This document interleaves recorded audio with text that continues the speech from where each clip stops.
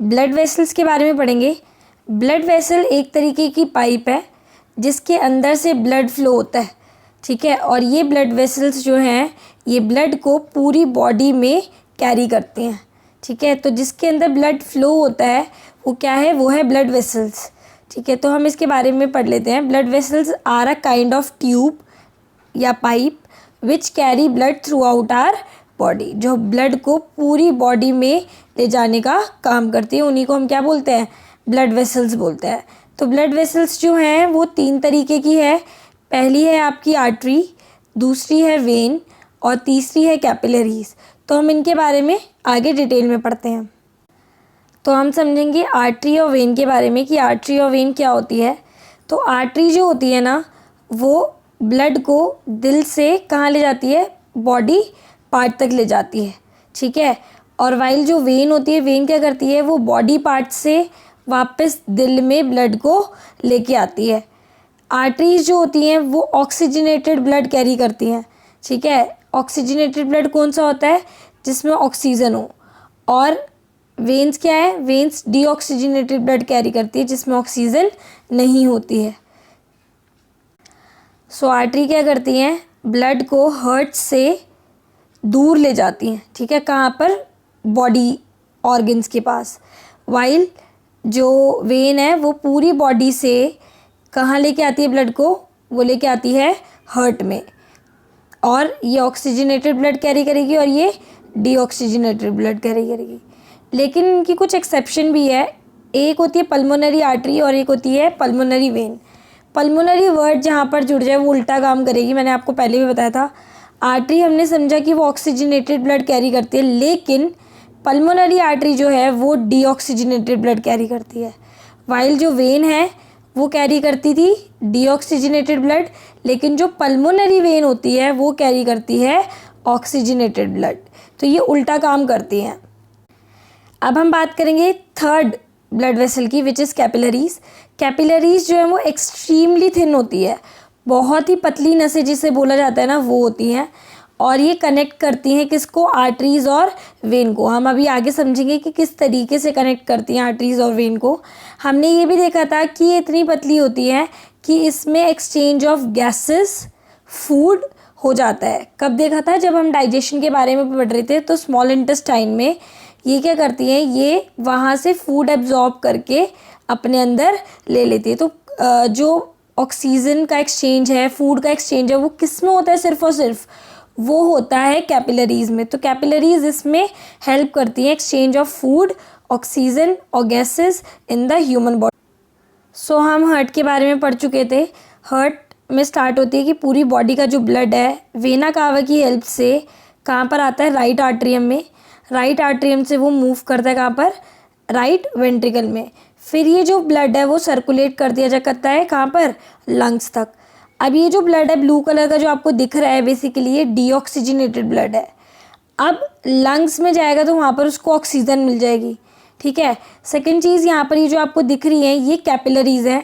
ये जो हैं वो आर्टरीज और वेन को क्या कर रही है, जोड़ रही है, कनेक्ट कर रही है एक दूसरे से, ठीक है। फिर ये जो ब्लड है वो आएगा कहाँ पर, पल्मोनरी वेन में, ठीक है। और वेन से वो एंटर करेगा लेफ़्ट आर्ट्रियम में, लेफ़्ट आर्ट्रियम से एंटर करके लेफ़्ट वेंट्रिकल में एंटर करेगा और फिर वो पूरी बॉडी में अरोटा की हेल्प से सर्कुलेट हो जाता है। तो इस तरीके से हमने इसका पूरा प्रोसेस को समझा था। अब कुछ फैक्ट्स को डिस्कस कर लेते हैं। अरोटा जो होती है ना वो काफ़ी ज़्यादा लार्ज होती है as compare to vena cava. क्यों, बिकॉज इसमें ना ब्लड जो है ना वो पंप होता है। अब ब्लड पंप होता है तो उसको ना थिक वॉल चाहिए ताकि नसें फट ना जाए और ब्लड बाहर ना निकल जाए, इसीलिए ये काफ़ी ज़्यादा थिक होती हैं as compare to vena cava. So blood pressure के बारे में थोड़ा सा डिस्कस कर लेते हैं। ब्लड प्रेशर आपने सुना होगा, बहुत सारे लोगों को बीपी की प्रॉब्लम होती है, ब्लड प्रेशर की प्रॉब्लम होती है। इसमें या तो बीपी लोगों का बढ़ जाता है या तो बीपी कम हो जाता है। अगर बीपी बढ़ जाता है उसको हम बोलते हैं हाइपरटेंशन, बहुत ज़्यादा उसको टेंशन है। उस केस में क्या होता है, जो हमारी बॉडी में ब्लड होता है वो काफ़ी तेज़ी से सर्कुलेट कर रहा होता है, इतनी तेज़ी से होता है कि हो सकता है कि नसें भी फट सकती हैं। तो इसीलिए सजेस्ट करा जाता है कि दवाई ली जाए, ठीक है।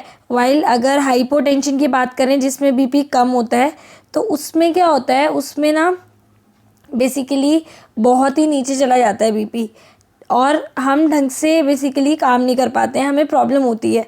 तो इसके बारे में हम समझेंगे कि कैसे बीपी बढ़ता और घटता है, और क्या नॉर्मल रेंज होती है बीपी की जो इतने से इतने के बीच में होनी चाहिए। तो क्या है कि बीपी, तो अब हम समझेंगे कि जब हार्ट जो है हमारा वो ना कॉन्ट्रैक्ट करता है, तो जब कॉन्ट्रैक्ट करता है तो उसका साइज़ जो है ना वो थोड़ा सा छोटा होगा, और वो उस समय ना अपने हार्ट से ब्लड को भेज रहा होगा कहाँ पर, एक तो लंग्स तक और दूसरा पूरी बॉडी में, ठीक है। तो उस समय वो पंप कर रहा होगा, जब वो पंप करता है उसको बोलते हैं सिस्टोल। तो हमने समझा कि जब वो पंप करेगा तो वो सिस्टोलिक प्रेशर होता है, और जब वो हार्ट वापस अपनी पोजीशन पे आ जाएगा एज नॉर्मल जितना उसका साइज़ है, उसको बोलते हैं डायस्टोल।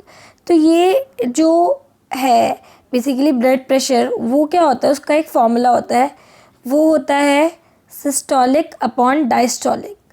इसकी जो नॉर्मल रेंज होनी चाहिए बीपी की, वो होनी चाहिए 120/80। अगर किसी का ब्लड प्रेशर इतना है तो वो नॉर्मल माना जाता है, और ब्लड प्रेशर की बीमारी बिल्कुल अच्छी नहीं होती है। तो इसीलिए इसके लिए आपको अगर है तो फिर आपको कार्डियोलॉजिस्ट को दिखाना होगा।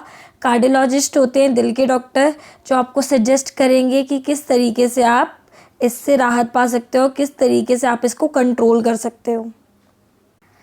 सो हार्ट बीट के बारे में पढ़ लेते हैं। 1 कंप्लीट कॉन्ट्रैक्शन एंड रिलैक्शन।